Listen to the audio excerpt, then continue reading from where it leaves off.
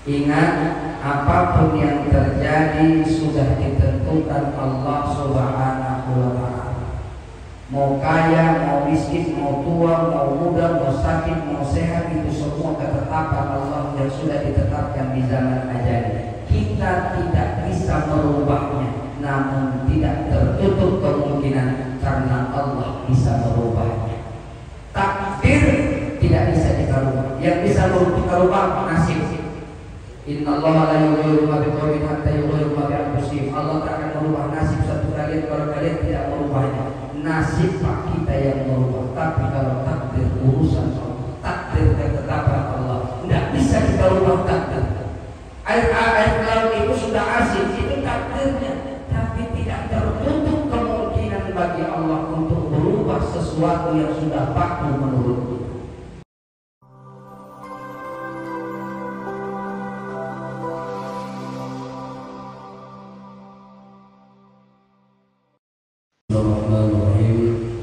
Assalamualaikum warahmatullahi wabarakatuh.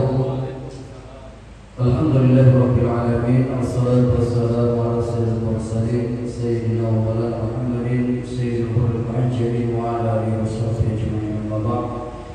Selalu tanamkan rasa syukur kehadirat Allah Subhanahu wa taala atas segala nikmat yang Allah titipkan dan bersalawat kepada Rasulullah sallallahu alaihi wasallam. Allahumma shalli ala sayyidina Muhammad wa ala ali sayyidina Muhammad.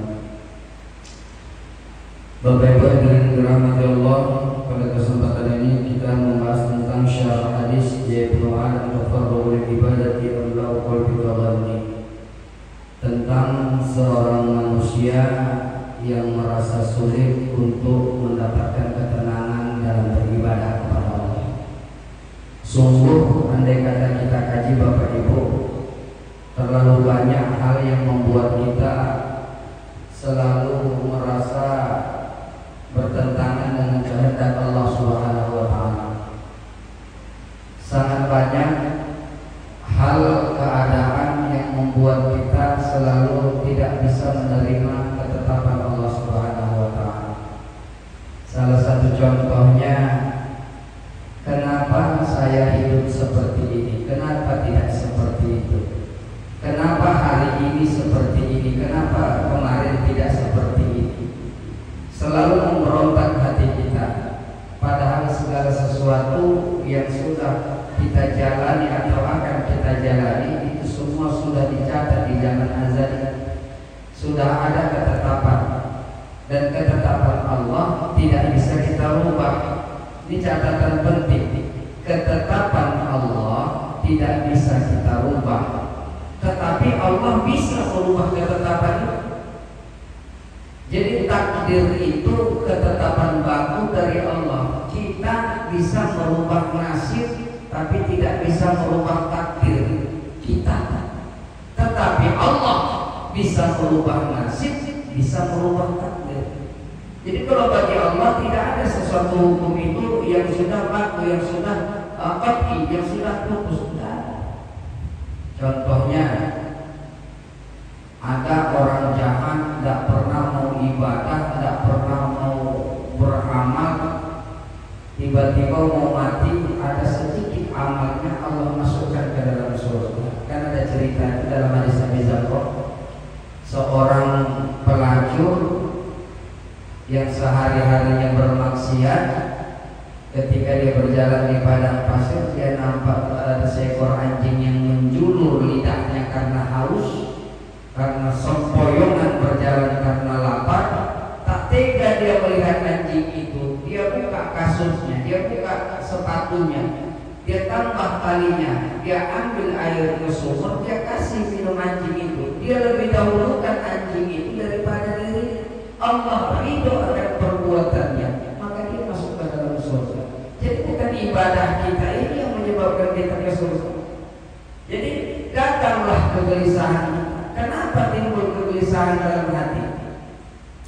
Penyebab pertama gelisah kita dalam hati itu, yang pertama karena pudarnya atau lunturnya rasa keimanan kepada Allah. Kalau kita yakin Bapak Ibu adanya Allah, kita yakin dengan keputusan Allah, maka kita tidak akan uring-uringan menghadapi kehidupan. Ada lagi orang yang kadang tidak terima dia dengan keputusan Allah. 5 beradik-adik, misalnya dia yang paling kecil, begitu berumah tangga, di antara yang 5 ini suaminya duluan yang meninggal dunia, tinggallah anak yatim di situ. Protes kepada Allah, ya Allah, 5 kami adik-adik, awalan paling ketek napu lagi awalan diambil. Kenapa tak yang paling tua? Kenapa tak yang nomor 2? Kenapa mesti aku? Karena aku yang paling kecil. Anak-anakku masih butuh perhatian. Karena Allah tahu kau yang bisa merawat anak-anak itu, kau yang mampu menghadapi takdir itu, maka Allah berikan kepada kita. Dan garisnya la yukallifullahu nafsan illa wus'aha. Takkan mungkin Allah berikan cobaan beban selain daripada kemampuan pundak kita untuk menjalani, untuk membawanya, untuk menghadapi. Kita ini semua milik Allah. Kadang-kadang kita protes, ya Allah, panitia hari itu panasnya, ya Allah, suka-suka Allah. Ini bumi-buminya Allah, matahari Allah, airnya Allah. Kenapa kita yang ngatur? Kalau tidak mau kepanasan, bikin payung, berteduh di tempat dingin. Seperti itulah modelnya. Jadi Bapak Ibu hadirin yang dirahmati Allah, apapun yang terjadi dalam diri kita, apapun yang terjadi dalam kehidupan kita, semua itu sudah ditetapkan oleh Allah Subhanahu wa Ta'ala. Maka saya catat tadi keterangan syarah dari hadis tersebut. Kaifa yatafarraqu lil ibad. Bagaimana kau bisa konsisten, bagaimana kau bisa fokus, bagaimana kau bisa asik dalam ibadah, bagaimana kau bisa tertarik untuk melaksanakan ibadah. Laisa laka illa qalbun wahid. Padahal hatimu cuma satu. Kalau 2 hati kita bisa kita bagi, Pak. Ketika bermasalah masuk ke hati yang ini, ketika senang masuk ke hati yang ini. Jadi ketika nanti ibadah, hati yang susah tinggalkan dulu. Tapi hati kita cuma satu. Dari hati yang satu ini kita bagi-bagi tempatnya. Mana tempat sedih, mana tempat gelisah, mana tempat gundah, mana tempat senang, mana tempat tertawa. Makanya kadang-kadang Bapak Ibu, karena terlalu banyak dalam hati kita ini masalah, sampai-sampai rakaat sholat itu kita lupa. Saking banyaknya problem kita, saking banyaknya masalah yang harus kita hadapi, terbawa sampai ke ibadah, sampai-sampai rakaat sholat pun kita lupa. Tapi memang inilah keadilan Allah Subhanahu wa Ta'ala. Nak menengok setinggi apa keimananmu kepada Allah, nak menengok sebesar apa rasa cintamu kepada Allah. Apakah ketika banyak Allah berikan ujian, cobaan kepada kalian, akan semakin dekat kepada Allah atau semakin jauh kepada Allah Subhanahu wa Ta'ala. Wa qad malaktahu minal humum. Bagaimana kau mendapatkan ketenangan dalam ibadah padahal hatimu cuma satu? Wa qad malaktuhu minal humumi. Sedangkan hati yang satu itu telah kau penuhkan dengan berbagai macam kegelisahan. Bagaimana mau tenang? Sedangkan sudah kita isi cokak sama tetangga masuk kemari, benci sama samping tempat kita jualan sudah masuk kemari. Ada orang yang jualannya sama dengan kita sudah masuk ke sini. Belum lagi masalah dengan mertua, belum lagi masalah dengan sekolah anak kita, belum lagi masalah dengan ini. Di mana kau tempatkan Allah dalam hatimu? Sedangkan Allah ingatkan kita, ala bidzikrillah tatma'innul qulub. Coba, pada hati kita ini satu gumpalan daging yang kecil. Idza salawal jasad kullu. Kalau baik yang masuk ke dalam baik keseluruhannya. Fa'idza fasadat jasad kullu. Kalau hancur rusak dia yang satu itu rusak semua. Apa dia ala wahyal qalb, hati. Maka ketika kita mampu melapangkan hati Bapak Ibu, mau 100 orang datang ke rumah kita, rumah sempit, apa? Nasi sepiring, kalau lapang hati tidak bisa makan bersama. Rumah besar tidak bisa datang keluargamu karena sempit kalah. Harta yang banyak tidak bisa orang lain ikut menikmati. Padahal harta yang banyak yang kita pegang belum tentu mampu membahagiakan kita dan belum tentu memberikan manfaat pada kita. Hadirin sidang jemaah dirahmati Allah, maka berhati-hatilah.